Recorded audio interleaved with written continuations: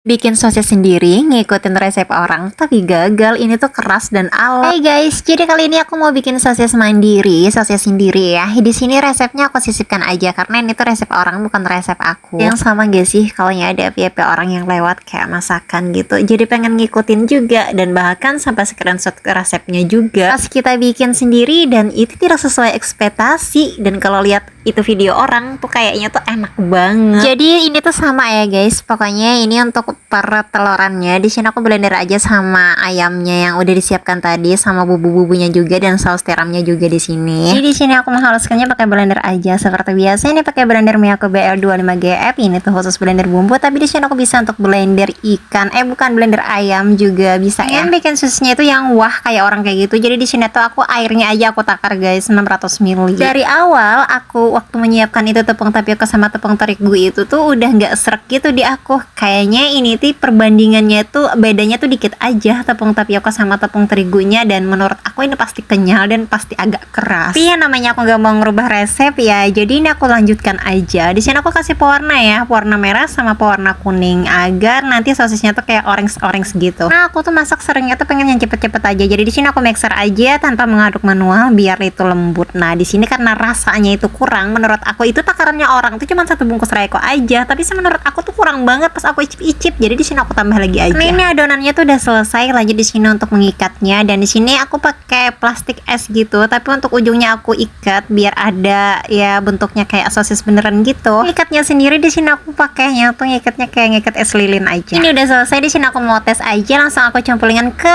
air mendidih dan ternyata itu di dalamnya pecah guys. Nah jadi hasilnya tuh pecah seperti ini. Pecah mungkin karena suhu air terlalu panas. Udah kan udah dibuat juga. Nah jadi di sini aku lanjut aja buat masukin yang berikutnya, tapi di sini apinya aku kecilin ya guys, jadi biar dia nggak pecah, dan ternyata hasilnya beneran bagus guys dan nggak pecah. Tapi karena di sini aku ngisinya nggak penuh, jadi kayak ada yang kurang gitu, nggak berisi penuh di dalam plastiknya. Nah jadi ini tuh aku goreng guys. Ini tuh aku goreng yang itu tadi apa, yang pecah-pecah tadi aku potong-potong terus aku goreng. Di sini aku kasih bumbu balado pedas.